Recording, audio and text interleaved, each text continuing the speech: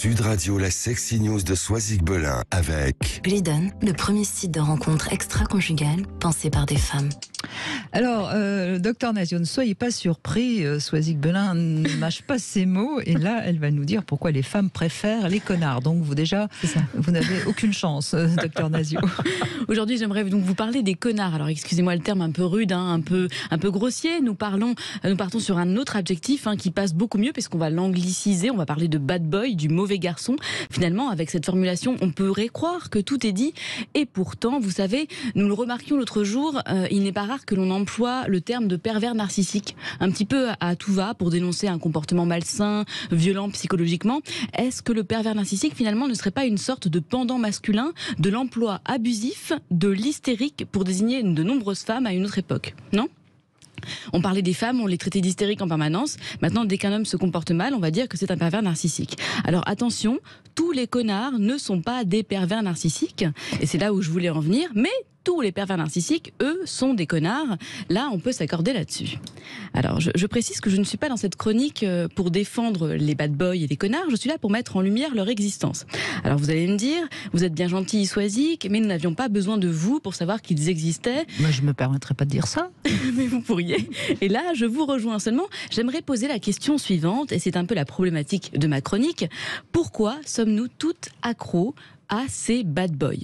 Pourquoi tout à un moment plus ou moins long de notre vie, à une période plus ou moins longue de notre vie, avons-nous été attirés par ce type d'homme? Pourquoi, au lieu de choisir le gentil garçon, nous lui préférons son pendant peu fréquentable? Est-ce que cela dit quelque chose de nous, de la société dans laquelle on évolue, qui met en avant tel ou tel modèle plutôt que tel ou tel autre modèle? Vous avez certainement vu tous la comédie musicale Grise. Un typique de la jeune oie blanche et timide qui tombe sous le charme du mauvais garçon. Seulement, que se passe-t-il avec celui-ci, avec ce Danny Zuko? Elle réussit à l'adoucir, à le dompter, à le changer. Sortir avec un bad boy peut-il alors être considéré comme une sorte de défi impersonnel, comme quelque chose de finalement très égotique, où l'on voudrait se prouver à soi-même, mais aussi aux autres, que celui qui faisait des ravages a fini par être dompté, que que ce dernier a troqué sa cape de dragueur invétéré pour celle du parfait gentleman. Alors je suis allée à la rencontre virtuelle de la coach en amour canadienne Marie-Soleil Cordeau et je lui ai posé la question suivante: pourquoi sommes-nous toutes attirées par les mauvais garçons? Tout d'abord, je pense que ce qui rend les bad boys attirants, c'est l'aura de liberté qu'ils dégagent. Il s'agit souvent d'hommes qui n'en ont rien à faire des règles, qui ont la notion de plaisir bien développée et qui vivent intensément, en plus d'être des beaux parleurs. Ils sont tout sauf beige. On s'amuse bien en leur compagnie, du moins en début de relation. Donc, pour une femme qui est prise dans son quotidien, métro, boulot, dodo, le bad boy amène un vent de légèreté puis de folie dans sa vie. La façade du bad boy représente tout ce qu'elle s'autorise pas. Mais la relation va aller en se dégradant parce que le bad boy est centré sur lui-même. Puis son but, c'est pas de rendre sa partenaire heureuse, mais plutôt de combler ses propres besoins. Et c'est pourquoi il va attirer bien souvent des femmes au profil de sauveuses, des femmes qui prennent soin de leur partenaire au détriment d'elles-mêmes, des femmes qui s'oublient et qui ont la croyance que si elles donnent tout à l'autre, elles vont recevoir de l'amour en retour. Ce qui fait qu'elles restent avec lui souvent jusqu'à l'épuisement total ou jusqu'à ce qu'il soit infidèle. Infidèle. Le bad boy serait donc par essence infidèle et c'est aussi pour ça qu'on l'aime, me direz-vous. Inconsciemment du moins. Ce n'est pas son infidélité que l'on aime, mais c'est sa soif de liberté et son égocentrisme. Est-ce qu'inconsciemment nous ne serions pas en admiration de cette partie de sa personnalité? Et puis il y a aussi l'excitation provoquée par son silence, par son imprévisibilité, par son inconstance. C'est ça qui fait le charme du connard finalement. Tout un tas de qualificatifs qui finalement, balancés comme ça hors de son contexte, pourraient paraître désagréables. On parle souvent du potentiel chasseur de l'homme. Vous savez, il faudrait le laisser chasser.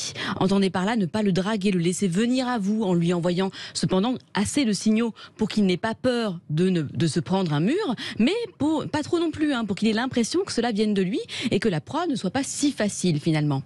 Alors ce potentiel ne serait-il pas aussi le nôtre, cette chasse finalement avec le connard? Nous l'avons d'une certaine manière, puisque rien n'est vraiment acté avec eux et que vous devez être en permanence à l'affût. Comme le disait Marie-Soleil, durée. La relation peut aller jusqu'à l'épuisement de la partenaire qui se lasse du jeu qu'elle affectionnait tant, et puis ou alors jusqu'à l'infidélité qu'elle découvre. Alors finalement, ces infidèles que l'on retrouve sur les sites de rencontres seraient doublement attractifs de par leur côté rebelle. Une étude, parce qu'avec une étude c'est toujours mieux, la chercheuse Christina Durant de l'Université du Texas a rendu une étude qui décrit que lorsque les femmes sont en période d'ovulation, elles sont plus attirées par les beaux parleurs et par un profil d'homme qui ne les attirerait pas en temps normal. Et Peter Johansson, qui est un chercheur en sciences du comportement de l'université de New Mexico State, a soumis 200 étudiants à des tests de personnalité, le but étant de comprendre pourquoi le comportement du mauvais garçon, appelé Dark Triad, dans cette étude, perdurerait à travers les siècles. Conclusion, cela proviendrait d'une stratégie de survie en termes d'évolution, les étudiants répondant le plus à la définition du bad boy étant aussi de véritables Don Juan qui cumulaient les relations amoureuses. Tout serait donc programmé scientifiquement, lié à la reproduction donc. À leur arrivée à la ménopause, mesdames, notre système reproductif vous montrera peut-être, si ce n'est pas le bon chemin, une route moins escarpée, celle du gentil garçon. Oui, mais je pense qu'on oublie quand même une chose, c'est que d'abord toutes les femmes ne sont pas attirées par des bad boys, je ne crois pas. Même pas un moment de leur vie, vous pensez pas ? Non, sincèrement, je ne crois pas. Mais en revanche, le bad boy, il symbolise un peu la virilité, et je pense que beaucoup de femmes, évidemment, sont plus attirées sur le plan de l'ovulation, etc., oui, par un homme qui incarne la virilité, il me semble. Docteur Nazio ? Oui, bien sûr. Bien sûr. Non, j'ai pensé à la définition du con. Qu'est-ce que c'est qu'un homme qui est un con ? Un homme qui est un con est un homme qui pense à lui seulement. Qui ne pense pas à la femme, qui ne pense pas à l'autre. Je croyais que c'était un homme qui pensait qu'à son pénis, mais... c'est pas loin. C'est pas loin. C'est pas loin. C'est pas loin. Il n'y a pas assez de connexion entre le cerveau et... Il pense à son pénis quand il a... Parce que parfois, il est trop petit, son pénis, et il pense à son pénis parce qu'il est complexé, et là, il est encore un con. Puisqu'il est encore plus. C'est-à-dire, le con est celui qui pense à lui, il ne se rend pas, il n'y a pas d'empathie avec l'autre, il ne sent pas l'autre. Et donc, effectivement, il y a des hommes, et les femmes peuvent être attirées par un homme qui a l'apparence et de virilité, absolument, mais qu'en fait, lui, il est enfermé dans son truc de virilité, et qu'il est un con. Je ne sais pas si... Je pense qu'il y a aussi cette idée justement que la femme, cet espoir de pouvoir le changer en fait. D'être celle qui va réussir à le métamorphoser.